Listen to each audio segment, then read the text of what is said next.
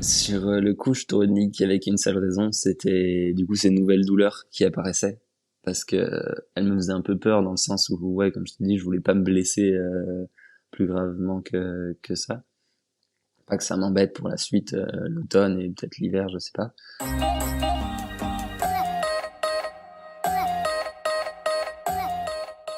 Bonjour, je suis Alexandre et bienvenue dans le podcast Les Joies du Sport. Le podcast qui vous permet de suivre une aventure avant même qu'elle ne commence. Aujourd'hui, je reçois Josué Lobry qui va nous parler de son projet, de la suite de son projet, on va faire le débriefing de ce projet qu'il est venu nous raconter lors de la partie de préparation qui était de rallier l'océan Atlantique en partant de Hendaye jusqu'à la Méditerranée pour l'aller en vélo et pour le retour en course à pied par les Pyrénées. Salut Josué, comment tu vas ? Salut Alex, salut à tous. Je vais mieux. Ça fait plus de 3 semaines que le projet c'est fini. Donc j'ai bien récupéré, j'ai retrouvé des cycles de sommeil à peu près normaux et je suis d'attaque pour retourner crapahuter en montagne. Bah ça c'est top. Écoute, est-ce que tu pourrais juste représenter rapidement pour ceux qui n'auraient pas écouté l'épisode de préparation et nous rappeler quel est ce projet, un petit peu dans les grandes lignes, avec peut-être des chiffres clés. Ouais, carrément, c'était un projet qui était plutôt costaud, peut-être un petit peu ambitieux, je sais pas trop, mais l'idée c'était d'effectuer du coup une double traversée des Pyrénées, d'allier vélo et trail. Donc faire l'aller en vélo par les cols routiers, il y avait plus de 20 000 mètres de dénivelé. Je fais ça en 5 jours. Et ensuite, l'idée à pied, c'était de rentrer du coup de la Méditerranée à l'Atlantique par le fameux GR10. Et là, il y avait 850 bornes avec plus de 50 000 mètres de dénivelé. Et l'objectif, ça aurait été de le réaliser en 15 jours. Très bien. Bah, écoute, on va rentrer un petit peu plus dans le détail juste après, mais on va commencer par les quelques jours qui ont précédé le départ. Parce que niveau organisation, quand on s'est quitté, il y avait encore pas mal de choses à organiser. Comment ça s'est goupillé tout ça? Est-ce que tout s'est bien imbriqué? Est-ce que tu as eu des petits soucis ou finalement tout a roulé à quelques jours du départ? Non, ouais, tout a bien roulé plutôt.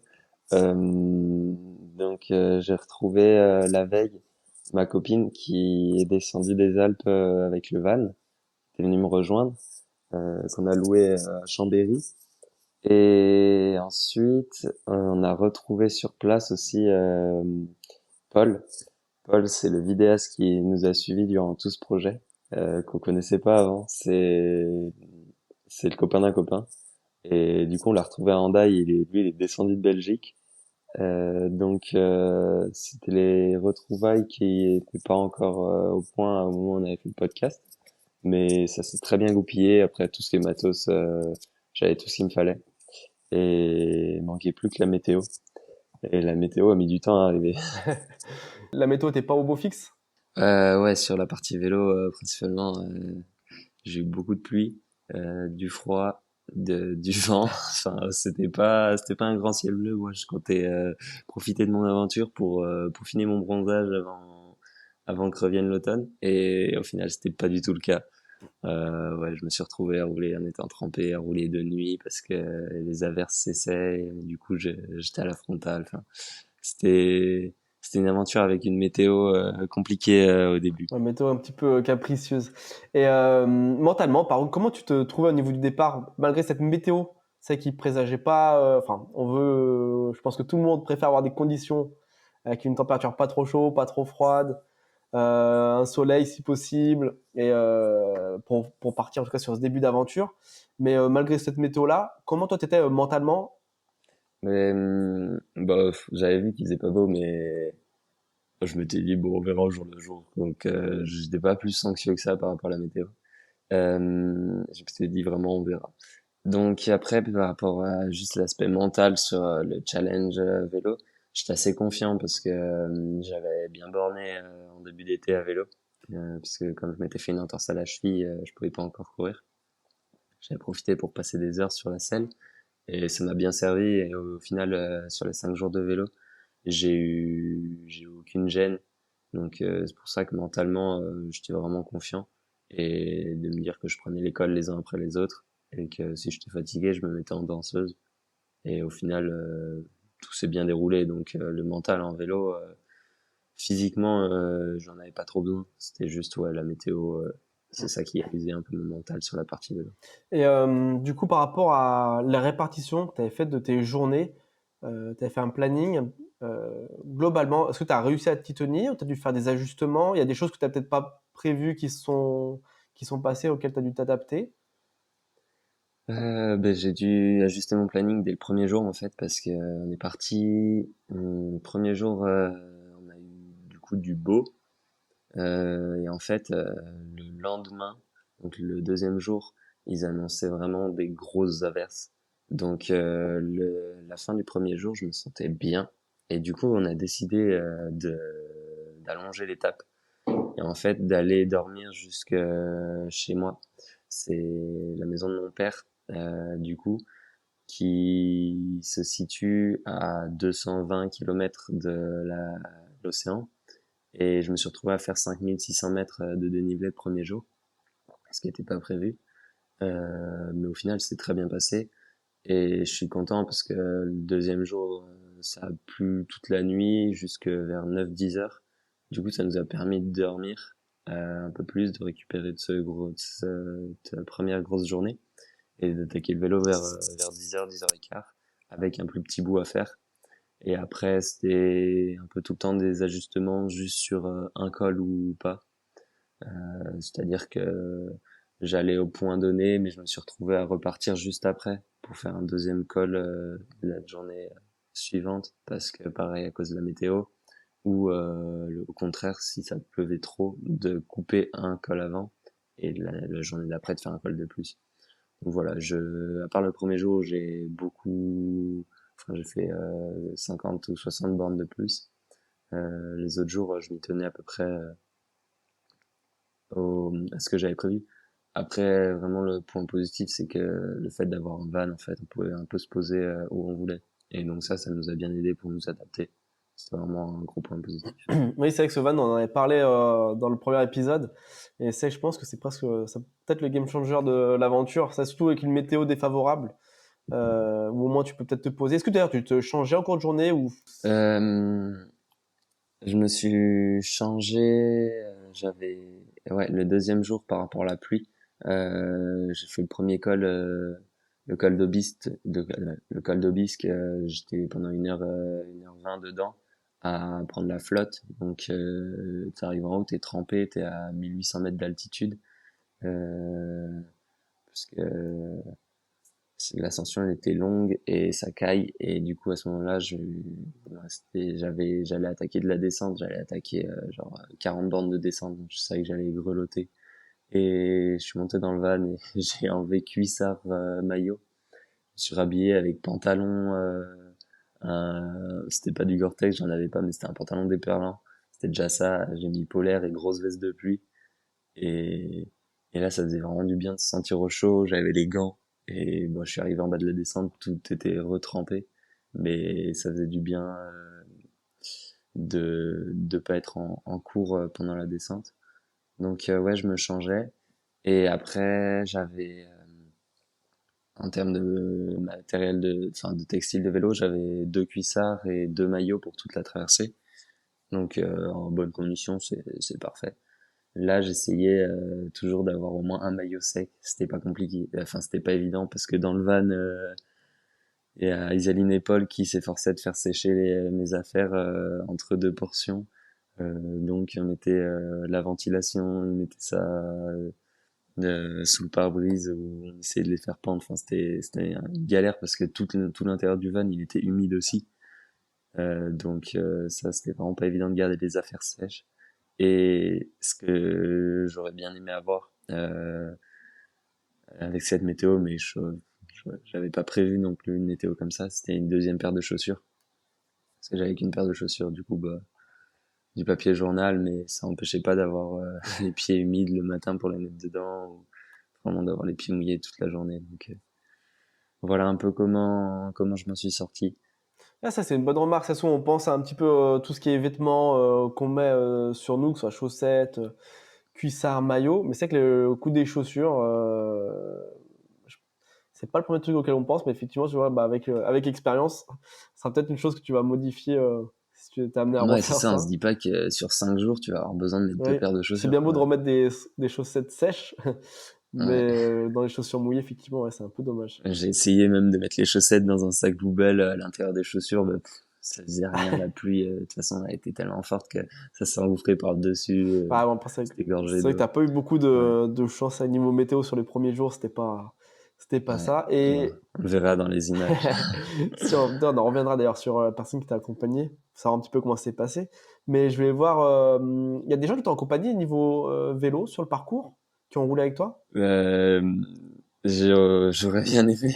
Au final, je me suis retrouvé à en faire 5 jours, bah, tout seul, quasiment. Il y a Isaline qui avait son vélo sur le van, du coup ma copine, et qui a fait 2 cols avec moi, un le premier jour et un le troisième jour si je dis pas de bêtises. Donc ça faisait quand même du bien de rouler avec elle, d'avoir une roue à suivre, de pouvoir échanger, parce que sinon en fait, bah j'avais, enfin je savais que j'avais des amis qui voulaient faire cette aventure avec moi, mais au vu des conditions météo en plus à vélo, ça les a un peu déchauffés. Donc sur le vélo, j'ai été tout seul, à part les 2 cols avec Isaline, et du coup mentalement c'est super long je passais entre 10 et 12 heures sur le vélo, avec les écouteurs, à écouter soit des podcasts ou de la musique, mais vraiment à pas parler, enfin à parler qu'avec Paul et Isaline quand je les croisais pour me ravitailler. Donc ouais, j'aurais bien aimé avoir plus de roues à suivre durant cette traversée à vélo. Ça m'aurait soulagé un petit peu, je pense, mentalement et permis de faire passer le temps un peu plus vite. Ouais, c'est vrai que pour le coup, bon là, t'as pas manque de chance, mais finalement, est-ce que voilà, le fait d'avoir eu cette problématique, est-ce que quand même ça t'a donné, t'en as sorti du positif de pouvoir passer finalement ces épreuves-là malgré des conditions, enfin mentales en tout cas pas favorables? Ouais, ouais, ça c'est vrai que c'est un gros plus. Maintenant, quand je me retourne et que je regarde ce que j'ai fait un peu en détail, c'est sûr que ces 5 premiers jours à vélo, fallait les sortir. Il n'y a pas que les chiffres. Il y a beaucoup de personnes, je pense, qui auraient pu les faire, enfin faire la trappe des Pyrénées en 5 jours, mais les faire dans les conditions météorologiques présentes et un peu l'environnement social, enfin juste à vélo, le fait d'être tout seul tout le temps, quasiment.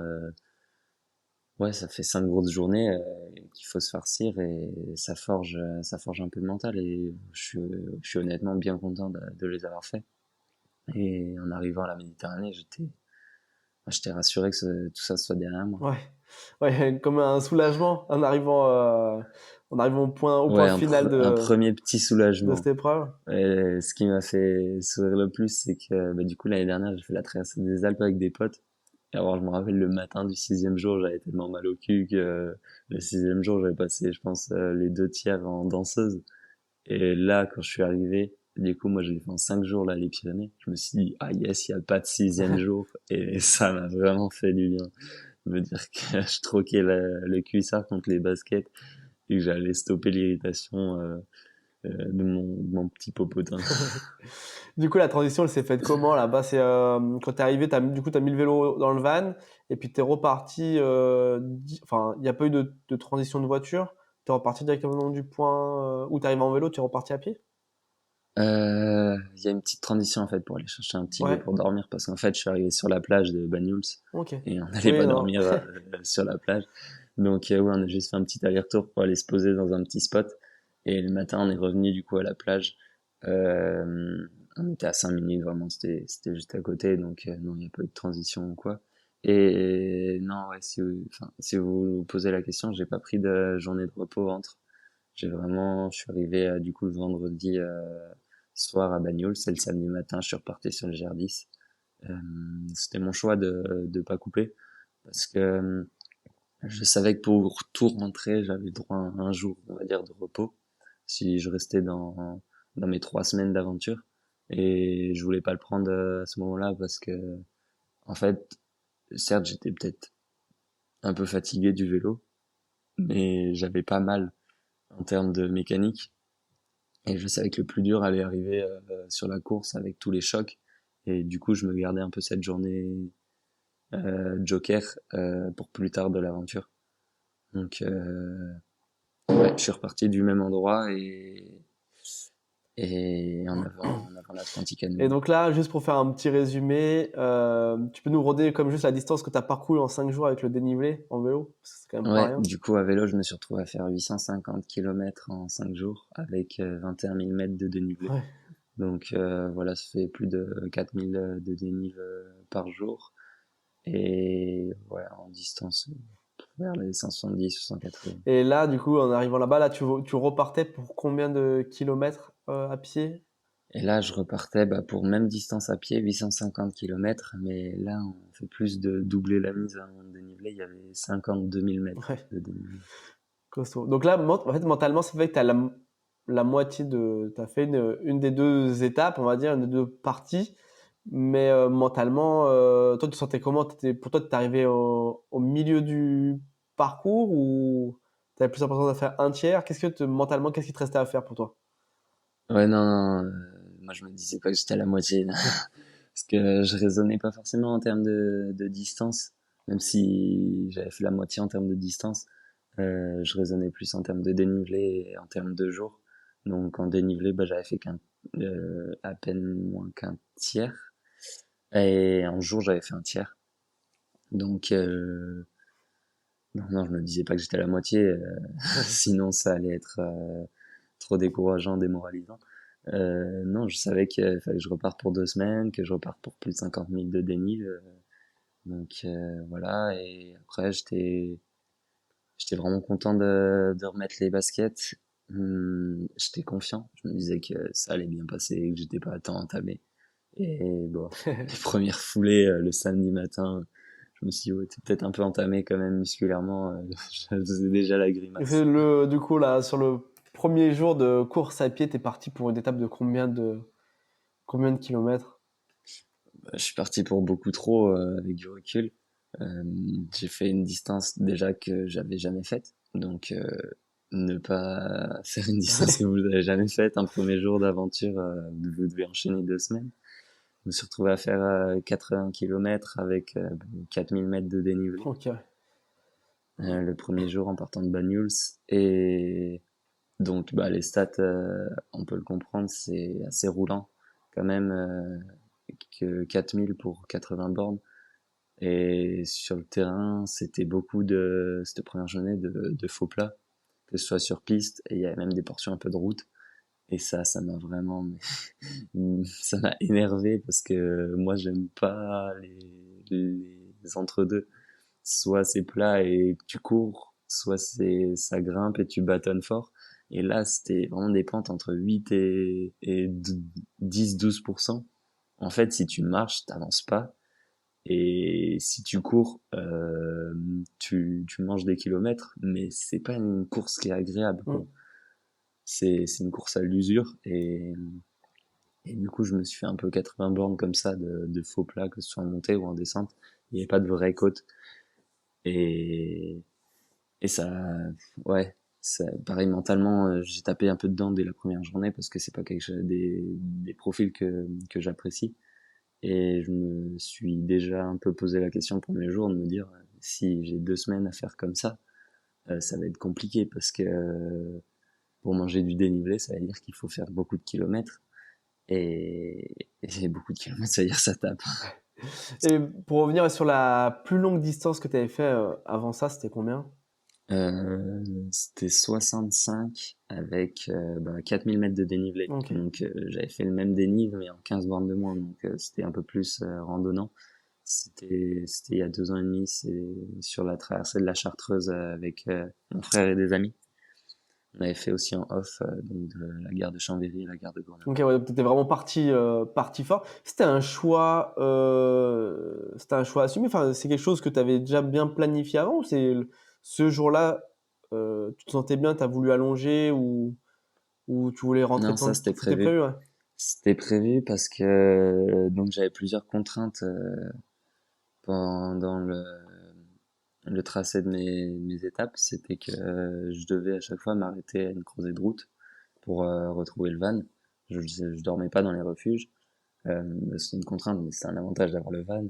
Mais contrainte dans le sens où des fois, j'avais des portions, enfin la journée, qui me faisaient soit 40 kilomètres, soit 70 kilomètres par exemple. Mm. Donc en fait, 40, c'est pas 7 kilomètres pour rentrer dans le temps que je m'étais prévu. Et 70, ça commence à faire beaucoup. Du coup, j'avais deux étapes à plus de 70 bornes. Donc il y avait celle-là où il y en avait 80 et la deuxième théoriquement où il y en avait 75. Et j'avais prévu de les mettre au début en me disant je vais arriver frais, enfin, frais. Ça sera le début à pied. J'aurai pas de choc, autant les faire tant que j'ai pas mal, on va dire.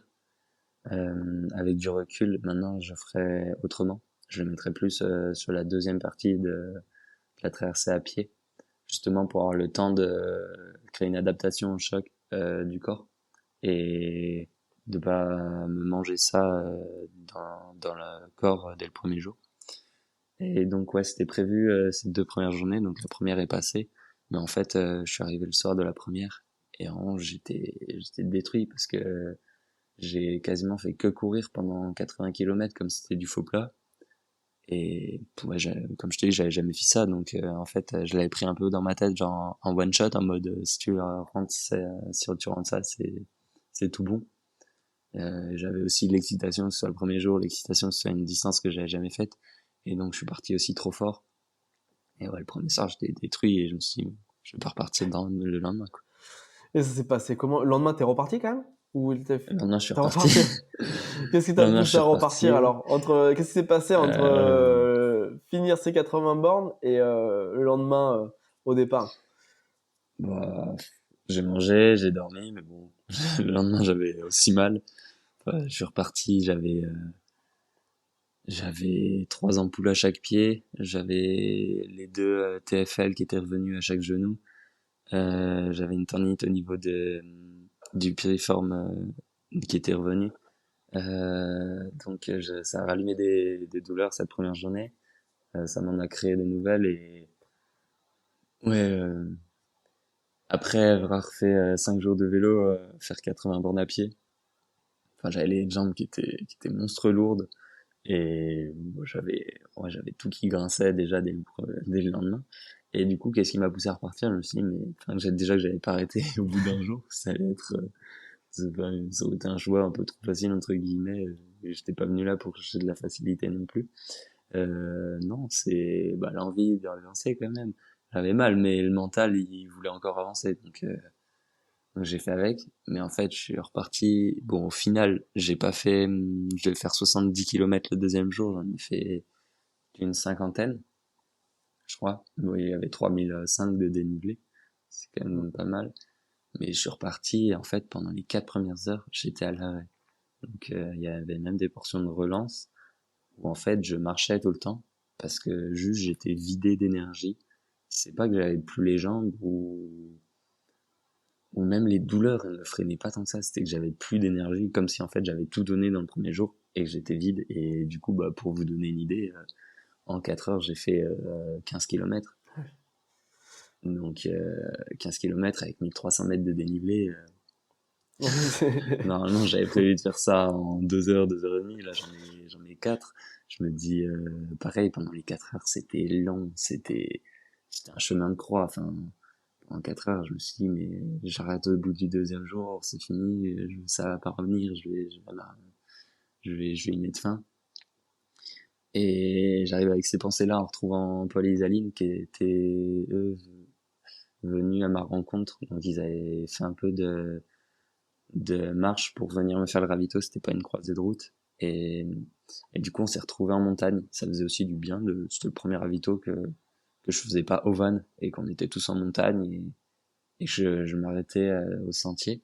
Et ça, c'était agréable, juste le fait de s'asseoir, d'être sur un chemin, de contempler, d'être avec eux et de rigoler. Et de pas avoir aussi l'accès au van. Parce que si j'avais eu l'accès au van, ça aurait été différent, je pense. J'aurais plus facilement de monter dedans ou quoi. Et donc, ce ravito-là était bien placé.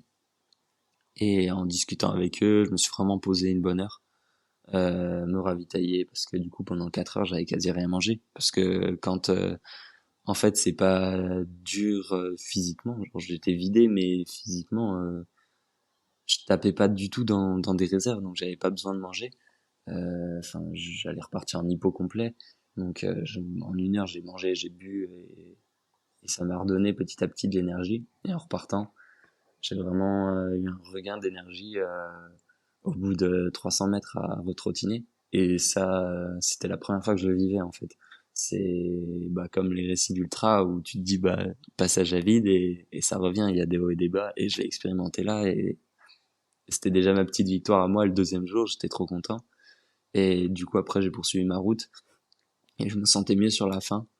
Euh, mais du coup j'ai quand même choisi d'arrêter avant ce que j'avais prévu parce que il se faisait tard et je voulais pas accumuler du sommeil juste pour faire on va dire 15 bornes de plus alors que je pouvais les faire le lendemain.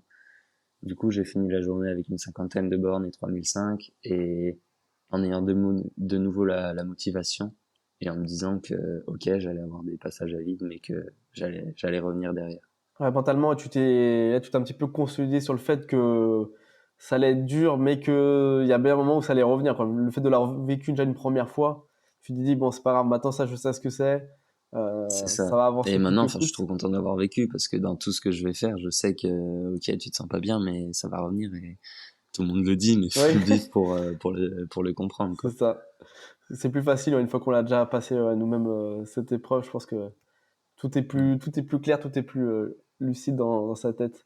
Et donc là, c'est vrai que ça va mieux, tu as pu récupérer. Raconte-nous un petit peu globalement comment sont passés les jours qui ont suivi.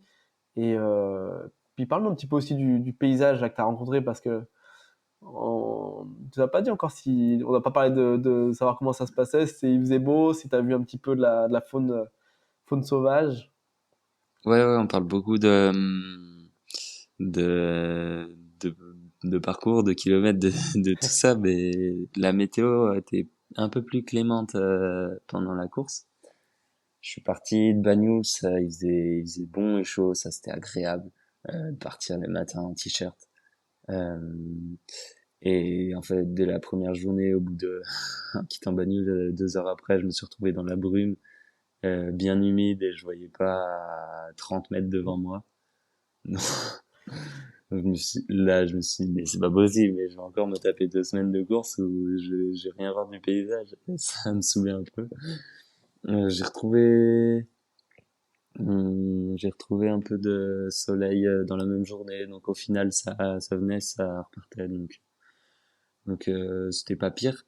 Les paysages, bah en quittant la Méditerranée, comme vous pouvez vous en penser, beaucoup de garrigues, d'herbes basses, de buissons un peu piquants, des arbres pas très très hauts. C'était vraiment bah climat méditerranéen, euh, beaucoup plus minéral que ce que je l'aurais pensé. C'est quand même beaucoup de cailloux. Pas forcément sur le chemin, c'est pas du tout un gervin, mais je veux dire les paysages, il y a beaucoup de roches dans le paysage. Euh, et et à un moment, ouais, dans le premier jour, du coup, grand soleil, j'arrive à un endroit où il y avait un fort. Ça, c'était super beau. Donc le Gers, il traverse un peu le fort. Donc ça, c'est un beau spot. Et ça m'a fait du bien de quitter le temps de la traversée du fort, mon défi, et juste d'observer un peu donc cette architecture et de s'imaginer bah comment ça avait pu être parce que bon, le, le- ton esprit il divague un peu pendant que tu fais tous ces kilomètres, donc de s'imaginer un peu la vie dans ce fort, enfin, plein de choses, ça te détache un peu de ton aventure. Euh, et après, j'ai avancé plus vers les montagnes. Donc ça aussi, ça me faisait du bien de m'éloigner de la mer.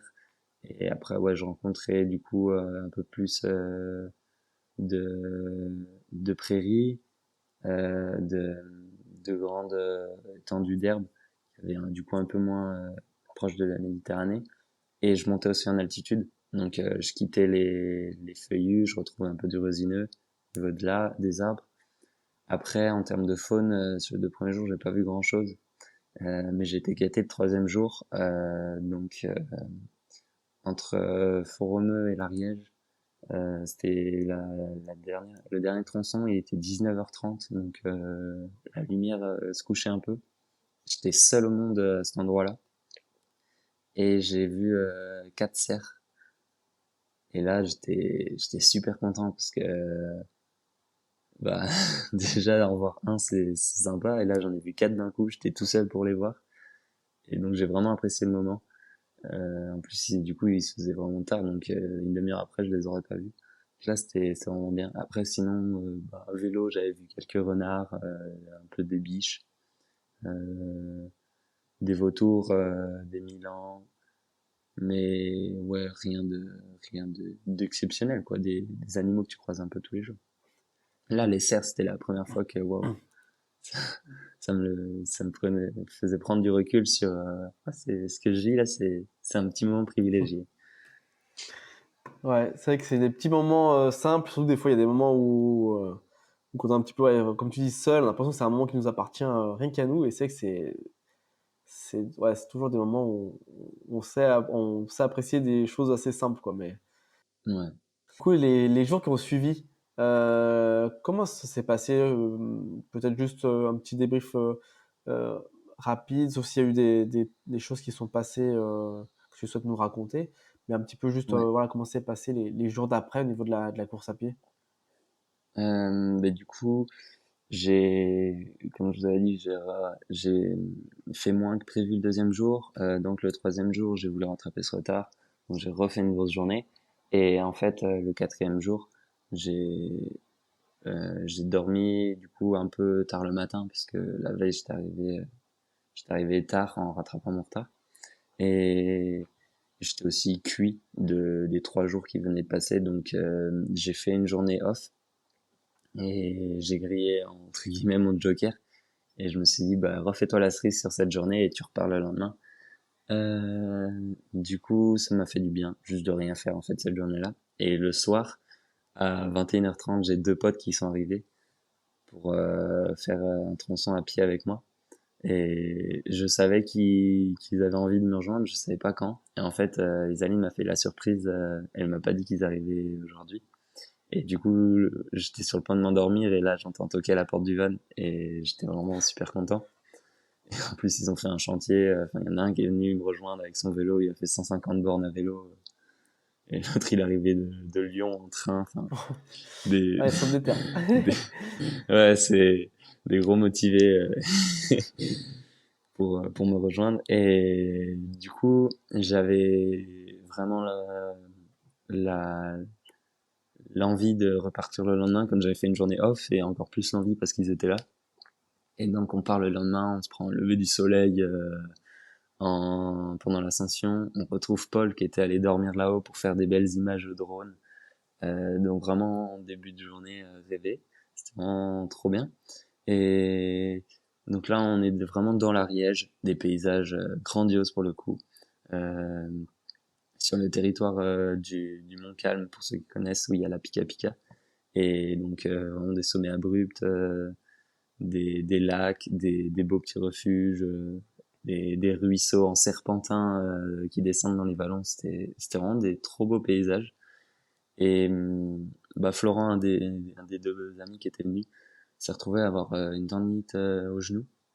Et donc, il n'a pas pu continuer à pied. J'ai fait 2 bonnes journées avec Clément, mon deuxième pote qui était là. On, on passait vraiment du bon temps en montagne, on rigolait, on a trouvé des champignons. Donc, c'est nous qui, quand on a croisé le van, avons fait le ravitaillement aux autres en leur donnant les champignons. C'était assez drôle aussi d'inverser ces rôles pour l'espace d'un petit moment. Euh, donc non, ouais, je faisais mon petit bonhomme de chemin avec Clément. Tout allait bien. Passe 2 jours. Le 3e, il y a mon grand frère qui arrive. Et en fait, ouais, cette journée-là était un peu marquante parce que du coup, on est parti avec Clément et on a retrouvé mon grand frère sur la fin de journée. Mais avant de le retrouver, on a fait une portion où le temps était nuageux et ils annonçaient quelques averses, mais voilà, on n'avait pas plus de détails que ça. La météo, on sait que c'est compliqué de prévoir exactement quel temps il va faire en montagne. Jamais trop connaître la gravité des intempéries ou autre. Du coup, on part avec notre veste de pluie. Bon, petite veste de trail, hein, pas un kawaii Gore-Tex qui t'englobe. Et en fait, on se retrouve à côté d'un lac, donc déjà une atmosphère humide à cause de toute cette masse d'eau. Et là, il se met à pleuvoir, mais il faisait bien froid, donc c'était en fait on était à la limite de d'avoir une grêle. Et il y avait un gros vent de face à 60-70 km/h. Et donc là, on est vraiment passé en mode survie avec Clément. On s'est retrouvé trempé en 5 minutes. Notre veste de pluie, elle a pas trop résisté. On était en short, on a mis les gants, mais pareil, les gants, c'était pas du tout imperméable, donc en tissu, donc gorgé de flotte.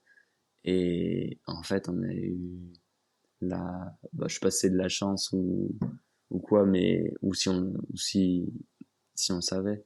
Mais je m'en suis rendu compte du coup juste avant la dernière ascension pour rebasculer derrière qu'il y avait un refuge. Du coup, on a foncé au refuge. C'est pas posé de questions. Et on arrive au refuge et dehors, vraiment dans le brouillard avec ce vent, avec cette grêle, et on voyait plus 20 mètres. Et là, on s'est dit bon, on va attendre que ça se calme. Moi, ma veste a été trempée. Clément, il en avait une deuxième, heureusement. Mais enfin, on était en short, on n'avait pas de pantalon, on était gelés. Et du coup, Clément m'a acheté un brave chocolat chaud. Euh, pour commencer, ça a fait du bien, ça, au refuge. Et là, je me suis dit, mais moi, je repars pas, enfin, j'ai pas d'habits, je repars pas comme ça tant qu'il y a ce temps dehors. Et là, on voit vente de poncho. Et du coup, je dis à Clément, demande à quoi il ressemble le poncho. Et je me suis retrouvé à acheter un poncho à 15 balles dans un refuge pour ressortir parce que j'étais détrempé. Et Clément, lui, a changé de veste et ça allait. Et du coup, on est reparti. Et on s'était refroidi, on avait les pieds trempés. Et du coup, on a fait la dernière ascension avant de redescendre. Et bon, heureusement, là, de l'autre côté, la météo était plus clémente. Mais vraiment, on est reparti en mode survie encore, repartir à fond dans le col avec le cardio qui s'envole. Mais on s'en foutait, on voulait juste se réchauffer très très vite, régénérer de la chaleur. Et à la bascule du col, on a quitté, c'était un gros pierrier, et on est retombé sur des prairies. Et donc là, champ de boue, on se mettait vautre sur vautre. Et du coup, on est arrivé au van après. C'est là qu'on a retrouvé mon grand frère. Et le soleil a refait son apparition. Mais moi, je suis arrivé avec un poncho, du coup, plein de boue. Alors qu'il m'avait quitté en short t-shirt, tout propre. Et ouais, cette partie-là, je me rappellerai longtemps avec Clémence qu'on a vécu dans le froid. Ça fera un beau moment. Et du coup, après, j'ai retrouvé mon frère qui, lui, est resté longtemps. Euh, il a fait 3 jours et demi avec moi et c'était vraiment agréable de l'avoir. J'avais juste à le suivre et je me posais pas trop de questions. Et heureusement qu'il avait été là parce que je pense que sinon j'aurais abandonné un peu plus tôt. Enfin, pris la décision d'arrêter parce que ouais, j'étais cuit. Toutes ces épreuves, elles m'usaient. Les kilomètres, ils passaient pas inaperçus non plus dans mes jambes et surtout dans mes pieds. Et donc j'étais content qu'il soit là. Et après ça a continué. J'ai eu mon petit frère aussi qui est venu. Et pour finir, un pote qui est descendu lui de Haute-Savoie pour me rejoindre, Florian, qui t'avait posé la Oui. question dans le dernier podcast, qui est venu du coup avec moi pour la toute dernière semaine. Bon, on n'a pas pu passer autant d'heures en montagne ensemble qu'on voulait, mais dans la deuxième semaine de mon aventure, j'ai été bien accompagné et ça m'a vraiment fait du bien mental. Et je remercie les gars d'être venus pour partager cette aventure avec moi. Et donc là, tu en as parlé brièvement du fait d'avoir abandonné ton projet. Ça s'est passé après combien de jours là, de course à pied? Du coup, j'ai fait mes 3 premiers jours à pied. J'ai breaké un jour et après j'ai refait 6 jours d'un coup. Donc sur allez, les 4 premiers jours, j'étais dans les estimations prévues. Enfin, je faisais mes étapes. Et après le 5e jour, j'ai changé un peu de mentalité avec Titouan, mon grand frère, où il m'a fait comprendre que si je faisais pas tout le GR10, c'était pas grave parce que j'étais déjà détruit. Du coup, juste ce 5e jour, j'ai chanté une portion. Euh, je l'ai pas fait à pied, je l'ai fait en van. Et je suis reparti le lendemain. Et, et, et, euh, et oui, le lendemain, j'ai fait les 30 premiers kilomètres. Et en fait, après, j'étais j'étais détruit, quoi. Et j'avais une nouvelle tendinite qui faisait son apparition et un début d'inflammation aussi. Et donc ça, c'était des nouvelles douleurs aussi qui m'étaient pas arrivées encore. Et j'hésitais déjà à abandonner depuis 2, 3 jours. Et j'avais envie, mais en même temps, je voulais pas parce que ça voulait dire mettre fin à mon aventure. Donc même si j'avançais moins vite, j'avançais quand même. Et là, avec ces blessures, ces blessures, ces douleurs, qui, si je continuais, allaient sûrement s'aggraver et potentiellement m'embêter pour la suite. Donc, j'avais pas envie que ça se devienne des blessures et que je doive les guérir derrière sans faire de sport. Donc, ça me donnait un peu une raison valable entre guillemets d'arrêter ces douleurs. Et en fait, j'étais à bout aussi de ce que j'avais physiquement et mentalement. Je sentais que j'étais aussi venu à bout de ce que j'étais venu chercher, venu vivre. Et ouais, pour pas me casser plus et pour mettre fin un peu à ce calvaire parce que pas après pas, je voulais que ça s'arrête sur la fin. Enfin, j'étais un zombie. Et j'ai pris du coup la décision d'arrêter après 9 jours à pied. Du coup, j'avais prévu de faire le GR10 en 15 jours. Donc là, il me restait théoriquement 6. Donc j'ai fait les 2 tiers. Mais quel a été vraiment le. Parce que tu dis, voilà, ça faisait plusieurs jours que déjà tu étais tenté par le fait de couper court à ce projet. Mais quel a été vraiment le déclic? Pourquoi ce jour-là et finalement pas le jour d'avant ou pas le jour d'après d'avoir abandonné? Euh, sur le coup, je t'aurais dit qu'il y avait qu'une seule raison, c'était du coup ces nouvelles douleurs qui apparaissaient. Parce que elles me faisaient un peu peur dans le sens où, ouais, comme je te dis, je voulais pas me blesser plus gravement que ça. Pas que ça m'embête pour la suite, l'automne et peut-être l'hiver, je sais pas. Donc il y avait ça. Et là, avec du recul, je te dirais que c'est aussi parce que je voulais pas abandonner quand il y avait mon grand frère, peut-être, parce que bah, j'avais envie d'être fort et de continuer d'avancer et de partager un maximum de temps avec lui sur les sentiers. Ensuite, j'ai retrouvé mon petit frère, donc pareil, là, c'était le contraire, dans le sens où je suis un peu le grand frère, donc je voulais pas abandonner devant mon petit frère.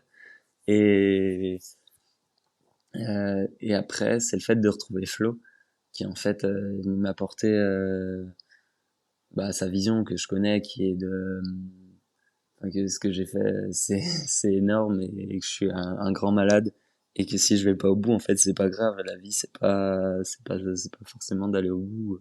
La vie, elle continue, que je prenne la décision d'arrêter ou de continuer. Et d'échanger des mots avec lui, ça m'a vraiment permis de prendre un peu du recul. Et donc, ouais, si je te disais pourquoi ce seraient ces douleurs et du coup, les personnes qui étaient là avec moi ce jour-là. Ok, c'est cool. Ouais, c'est vrai que c'est important. Des fois, c'est qu'on sait jamais. C'est que l'envie d'abandonner, comme tu as bien exprimé, des fois, elle vient, puis on la repousse, on la repousse. Mais c'est que le moment où on prend la décision, des fois, on sait pas exactement pourquoi ce jour-là. Donc là, c'est que ça fait Mm. 3 semaines que tu as terminé l'aventure. Donc c'est que avec le recul, Ouais. tu arrives à savoir un petit peu. C'est ça que les douleurs, quelque part, ça peut être même le premier ou deuxième jour. Tu aurais pu aussi abandonner pour les douleurs. Mais toi, quelque part, Ouais, non, les à ce douleurs, moment-là, j'ai fait durer. Ouais. t'avais repoussé. Et Ouais. Mais c'est pas facile hmm, parce que ce jour-là, pendant 24 heures, je me suis quand même dit, vas-y, je vais peut-être repartir, juste essayer d'aller au bout, juste faire les plus beaux tronçons. Et en fait, c'était que enfin, comme entre guillemets, une excuse de me dire, ouais, mais c'est pour dire que je suis allé jusqu'à l'Atlantique en courant, même si je fais pas tout. En fait, non, moi aussi, j'arrêtais parce que enchaîner même des petites portions tous les jours juste pour aller à l'Atlantique, ça allait m'user, ça allait me faire mal et j'avais plus envie de souffrir. Et ça m'a demandé bien 24 heures vraiment d'acceptation d'arrêter et de courage de dire que bah j'arrête et je mets un stop à cette aventure. Et donc quand vous vous retrouvez ouais dans des positions comme ça pendant un projet, quelque chose qui vous tient à cœur et que vous avez le choix d'arrêter ou pas, essayez de prendre du recul pour prendre la bonne décision parce que là je regrette pas d'avoir arrêté. Mais c'est pas facile quand on est dans l'instant présent, qu'on a tout qui gravite autour, se dire d'avoir la force d'arrêter, c'est pas évident. Mais est-ce que le choix d'arrêter, à ce moment-là, il n'a pas été peut-être plus facilité par le fait que, bon, déjà, tu avais fait tout le parcours vélo, tu avais fait déjà une bonne partie du tracé à pied, et surtout, tu avais partagé déjà beaucoup de moments avec pas mal de personnes. Est-ce que finalement, on va dire d'avoir rempli un peu ton sac à dos de bons souvenirs, d'émotions positives comme négatives, est-ce que tout ça déjà, tu t'es pas dit à un moment, bah, finalement, j'ai déjà bien chargé le sac de choses positives, d'émotions. Et si j'abandonne là, c'est pas. Certes, on va dire, on peut appeler ça. Comment dire? C'est vrai que bon, les mots, il faut toujours faire attention à ce qu'on dit, mais c'est vrai que ça reste un échec sur l'objectif qui était de terminer. Mais finalement, est-ce que là, t'as pas trouvé toute ta raison dans le chemin que tu as déjà parcouru jusque-là? Oui, d'une part, comme je t'ai dit, je sentais que j'étais venu vivre ce que je venais chercher. Donc ça veut dire bah, prendre sur moi, sur mes capacités, sur le fait de me dépasser, sur plein de choses, comment mon corps allait réagir, sur l'aspect où j'étais tout seul, donc tout le vélo, je me suis rendu compte que je pouvais faire des choses tout seul, enfin dans l'effort, parce que j'aurais pas fait ça sans mon assistance de rêve. Et après, j'avais créé effectivement des souvenirs avec toutes les personnes qui sont venues courir avec moi. Euh, J'allais en créer d'autres, mais oui, en fait, c'était plus le moment où j'allais plus être à 100% du partage avec ceux qui allaient m'entourer parce que j'étais au bout de moi physiquement et donc aussi prendre le choix d'arrêter c'était bah juste repousser des bons moments partagés à plus tard quand je serai en pleine capacité d'en profiter et ça ouais c'est vraiment la présence aussi de Flo qui m'a aidé ce jour où j'ai choisi d'arrêter parce que bref hein, on me l'a répété les jours d'avant hein, mes frères mes potes ils me disaient que enfin de prendre l'aventure au jour le jour mais tu veux jamais l'écouter tu veux continuer d'avancer donc il a fallu plusieurs personnes pour que ce soit Flo qui me fasse entendre ça et ouais c'est un échec sur l'objectif et mais comme je considère pas que l'aventure dans sa globalité fut un échec je suis fier de ce que j'ai fait pendant ces 2 semaines et au final à pied j'ai quand même mangé un sacré morceau donc je suis content. Ouais, en tout cas, ouais, chapeau à toi, parce que c'est vrai que c'est quand même une sacrée performance. C'est sûr que, comme tu as dit, voilà, c'est sûr qu'on prend l'aventure que tu avais tracée. Au début, on n'est pas arrivé à 100% de cette aventure.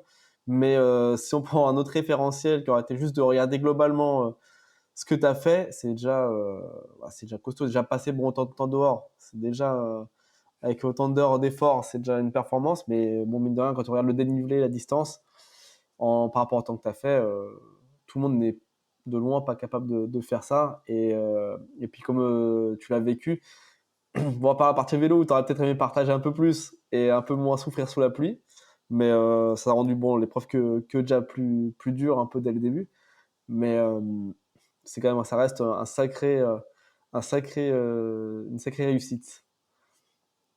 Et ça, c'est sûr que tu vas le garder avec toi bah, pour toujours, je pense que c'est des grandes épreuves comme ça sur plusieurs semaines, c'est pas tous les déjà si on peut en faire déjà une par an, ce serait déjà exceptionnel. Mais c'est pas toujours Ouais, non, évident.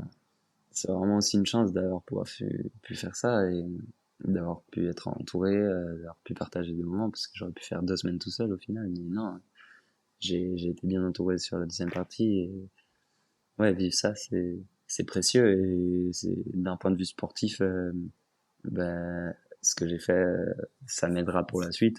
Mm. C'est une base d'endurance qui est indéniable et, et ouais, je suis fier d'avoir fait cette aventure. Et au final, ça fait des belles stats quand même, donc c'est pas mal. Puis c'est vrai que, bah, comme d'ailleurs ton collègue qui t'avait rejoint, qui te demandait si l'objectif n'était pas un peu ambitieux, des fois c'est vrai qu'on se fixe des objectifs, mais inconsciemment en fait, on connaît pas exactement les raisons de pourquoi on fixe cet objectif-là, qui sont juste enfouis au fond de nous, et on met ça avec cet objectif, et on se rend compte, bah, comme toi sur ton chemin finalement, de tout les parcourir, bah, se rendre compte d'aller au point où on n'a plus envie d'avancer et puis quelques heures plus tard, la forme elle revient. C'est des choses que tu découvres grâce à l'objectif que tu t'es mis, aussi ambitieux soit-il. Et voilà, partager des moments avec des gens en montagne, autant dans les bons moments que comme tu as un peu les moments de galère, tu nous as expliqué, tu es obligé d'aller courir jusqu'au refuge et acheter un pancho à 15 euros pour pouvoir revenir. Et ouais, tout ça, c'est des choses que inconsciemment, quand on se met des objectifs, euh, à toute proportion gardée, parce que c'est vrai que même moi, si je me mets un objectif, il sera pas, je ne mettrai pas aussi grand à mon niveau.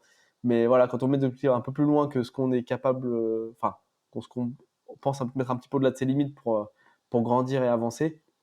Mais souvent, en fait, on découvre beaucoup de choses sur le chemin. Et avant de revenir et de parler juste de ton équipe qui t'accompagnait, parle-nous un petit peu de la récupération. Voilà, c'est quelques jours après où tu es rentré chez toi. Euh, Comment ça s'est passé? Et puis, ouais, la récupération, tu nous as parlé aussi en introduction du sommeil qui était récemment revenu. C'est quoi en fait? C'est-à-dire qu'après un effort de plusieurs jours, il y a des difficultés à dormir ou c'est ton sommeil global qui a été entamé? Non, il n'y a pas de difficulté à dormir, au contraire, je pense comme ça. En fait, c'est juste que l'organisme, il a tiré sur ses réserves à un point où il avait jamais tiré. Donc pendant une bonne semaine et demie, je pouvais faire des nuits entre 10 et 12 heures et être fatigué en me levant et refaire des siestes d'1 heure dans l'après-midi, quoi. En fait, j'avais tout le temps envie de Ok. dormir. Donc il y a ça. Maintenant, je suis revenu enfin, je peux dormir un peu moins sans être fatigué. Après, qu'est-ce que j'ai fait? Du coup, on est rentré à la maison, on a posé les affaires, on a bien mangé, on a bien dormi. Et du coup, on avait encore pendant une semaine le van. Il y avait Paul qui était là encore, le vidéaste, Flo qui était là. Et on s'est dit, bon, bah, on va passer du temps ensemble, on va profiter. Et on avait aussi à la fin de la semaine, le samedi, la Skyrun. J'avais envie d'aller encourager la Skyrun, revoir des amis, et me remettre un peu dans l'atmosphère de la compétition. Moi, j'ai pas fait la course, hein. Et donc j'avais ça, donc on est allé sur la côte. Euh, on est allé se baigner. J'ai même fait une petite session de surf. J'ai passé plus de temps allongé sur la planche que debout. Mais c'était vraiment déconnecté de la course à pied et vraiment du sport, même si le surf c'est du sport, mais là c'était loisir.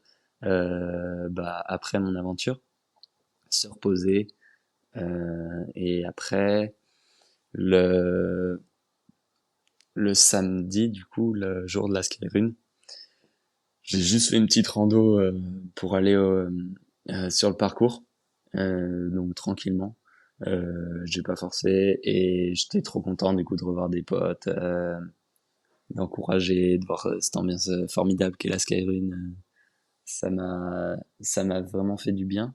J'ai aussi pu discuter de mon aventure avec ceux qui étaient là.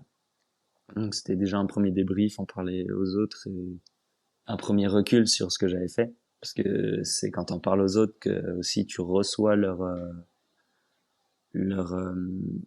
leur émotion que tu te dis, enfin, que tu prends du recul sur ce que t'as fait. C'est pas mal. Et après, c'est retour maison et pas de sport pendant 2 semaines. Et donc vraiment, après c'était les journées, c'était dodo, canap, un peu voir des amis, encore dodo, encore canap. Et niveau Voilà. blessure que tu avais rencontré sur le parcours, ça s'est atténué. C'est des choses que tu as encore ou pas? La plus grosse blessure, enfin la plus grosse blessure, l'endroit où j'avais le plus mal, c'était au pied. Sur mon aventure, vraiment, mes pieds, ils ont pris cher. Que ce soit en termes d'ampoule, mais aussi en termes de gonflement. Je me suis retrouvé à avoir les pieds gonflés pendant mon aventure. Et aussi à avoir une inflammation à l'insertion du tibial post. Donc c'est quand t'as le pied, c'est à l'intérieur du pied sur le côté. Ok. Et en fait, ça me faisait comme une boule et ça me faisait trop mal. Du coup, je desserrais les chaussures en montée et j'étais obligé de les resserrer en descente parce que sinon j'avais les pieds qui tournaient. Mais bon, ça m'empêchait pas de les faire, de me tordre les chevilles une dizaine de fois par jour, quand même. Et du coup, les pieds, même une semaine après, quand je marchais, j'avais mal dessous, ça chauffait encore. Et en fait, quand je me retrouvais à dérouler mon pied, quand j'étais sur la pointe des pieds, j'avais l'impression que la peau de la plante des pieds, genre, se tirait et que ça vraiment, ça me faisait mal. Encore une semaine, 10 jours après.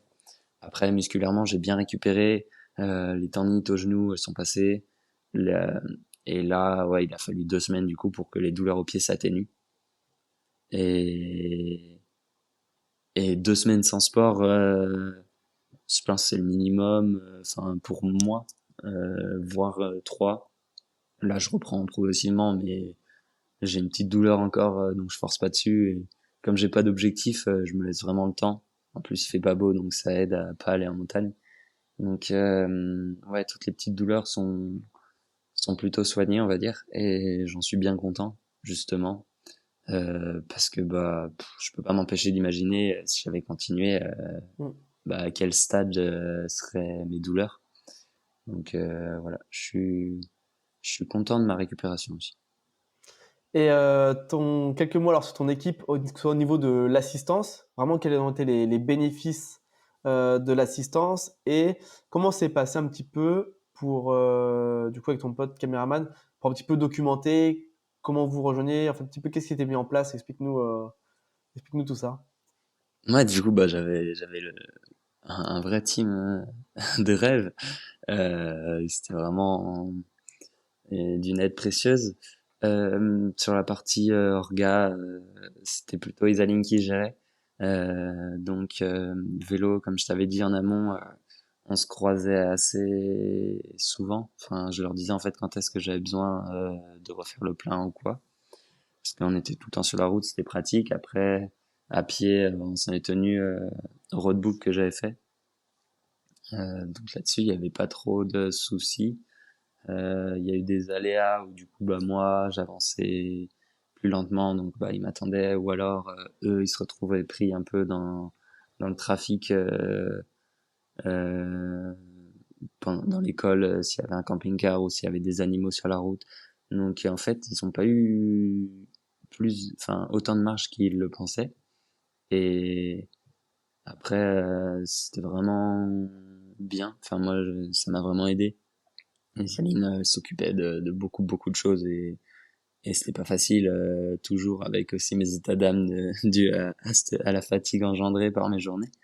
Donc elle a été brave et toujours bienveillante. C'était super sympa. Et ensuite, du coup, il y avait Paul. Donc Paul qui est en fait un ami de Florian que j'avais jamais vu. Et du coup, on s'est rencontrés le premier jour de la traversée. On a passé 2 semaines dans le van ensemble et il était trop cool. Un super mec, bien drôle. Et du coup, pareil à vélo, c'était assez simple de faire des images. On pouvait faire des plans drone. Et en fait, il m'a aussi fixé une GoPro sur le guidon où je pouvais faire des plans où je parlais, où je filmais un peu la vue quand j'étais en descente. Euh, Ça c'était cool et du coup à pied c'était un peu plus compliqué pour lui de faire plus de plans on va dire à la cam ou au drone parce qu'on se voyait moins. Moi j'avais toujours la GoPro sur moi Et des fois, du coup, il venait me rejoindre en amont et en aval des ravitaillements pour me filmer à la cam. Et du coup, un matin aussi, il était dans la montée du col parce qu'il a dormi dans la montagne pour du coup filmer un lever du soleil et, euh, et faire voler le drone. Donc, il a pu faire des belles images. Euh, Juste, il a craché son drone un Oh non. moment dans les arbres, il était dégoûté et je le comprends totalement. C'est vraiment pas une bonne nouvelle quand tu t'en rends compte. Donc il y avait un peu de casse sur ce côté-là et aussi il avait un objectif qui a pris la flotte pendant la première semaine à vélo. Oh Donc mince. je le remercie d'avoir été là, d'avoir aussi eu de la patience, d'avoir réussi à faire des belles images. Et du coup maintenant lui il s'occupe de monter le film. Donc le petit docu qui va retracer mon aventure, qui devrait sortir fin 2024 ou début 2025, Ok. pour qu'il ait le temps de s'occuper de tout Il ça. sera retrouvé sur YouTube, sur... Du coup, ouais, on sait pas trop encore qu'est-ce qui sortira où en premier. L'idée c'est d'avoir le film, de le faire passer un peu dans des petits cinémas du coin, pourquoi pas d'aller demander à des festivals comme le Trail fait son Hmm. cinéma. Je sais que il y a des films de trail. Montagne en scène, ça semble un peu ambitieux. C'est moins de la haute montagne. Mais peut-être des programmes comme ça. Et, et ouais, il sera sur YouTube, mais du coup, je peux pas te dire s'il sera dès la sortie sur YouTube ou si on attend un Oh petit oui. peu pour le mettre sur YouTube. Je manquerai pas de diffuser les informations Voilà, quand, quand elles seront là. Euh, c'est très gentil. Ok, bah en tout cas, c'est intéressant de savoir il y a un docu qui va sortir sur ça. Bah écoute, Ouais, et puis il a vraiment bien tourné le truc, hein, où il y aura des interviews avec ceux qui étaient là, très très immersifs. Et c'est pas si long, fera une demi-heure, du coup il y aura pas de moment de latence et tout s'enchaînera comme il trop faut. bien. Donc bon, il vous le teasera mieux que moi, parce que c'est lui le D'ailleurs, monteur. mais profites-en Mais voilà. pour... et tu connais un petit peu le nom de ces réseaux? Soit Ouais, sur Instagram, peut-être... ouais, vous pouvez le retrouver au nom, c'est Pollux sur Instagram. Si je me souviens bien, je vais vous dire pour pas dire de bêtises. C'est Pollux-du-bas zéro. Donc voilà, c'est un jeune Belge qui adore la montagne, qui fait des très belles vidéos, très belles photos. Voilà, n'hésitez pas à le contacter si vous avez besoin d'aide.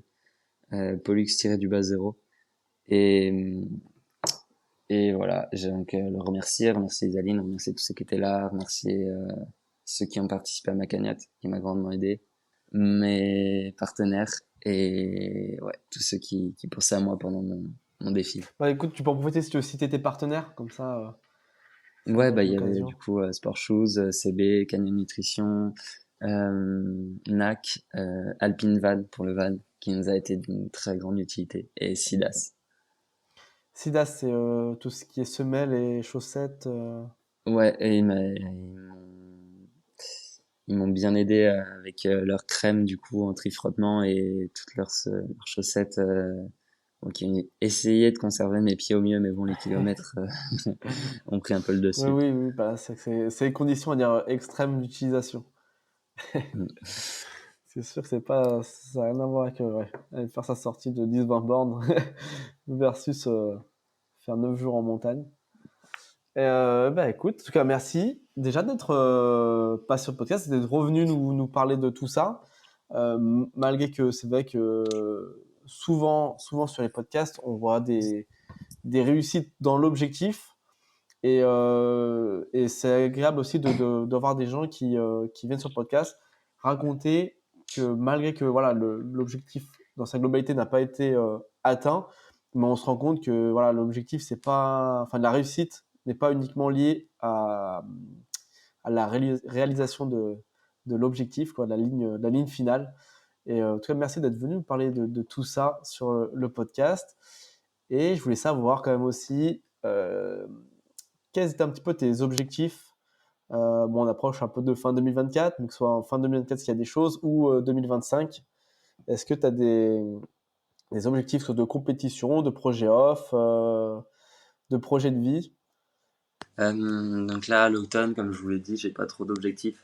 J'aimerais bien retrouver un peu de la forme assez vite pour faire des petits trails locaux, remettre un dossard, retrouver cette atmosphère. Après, projet off, j'en ai toujours en tête, mais pas sur une durée aussi longue.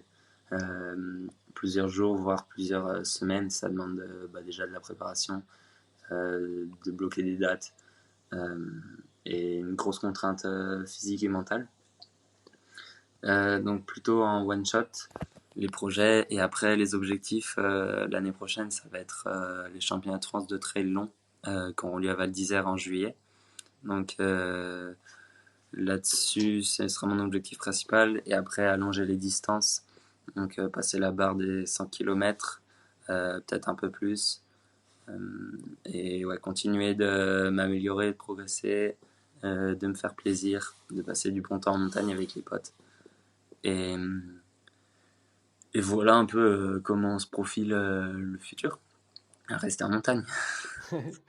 Et écoute, c'est tout ce que je te souhaite. Et puis, je serai attentif à suivre un petit peu ce qui se passe et suivre aussi la sortie du docu. Vraiment, tout de bon pour la suite. Ouais, carrément. J'espère que cet épisode t'a plu. Si c'est le cas, n'hésite pas à le partager avec tes proches et à donner ton avis en laissant une note sur ta plateforme d'écoute. Cela contribuera à augmenter la visibilité du podcast et à avoir des invités toujours plus incroyables. Et pour ne rien manquer des prochains épisodes, je t'invite à t'abonner au podcast. Et nous, on se retrouve très bientôt pour une nouvelle aventure.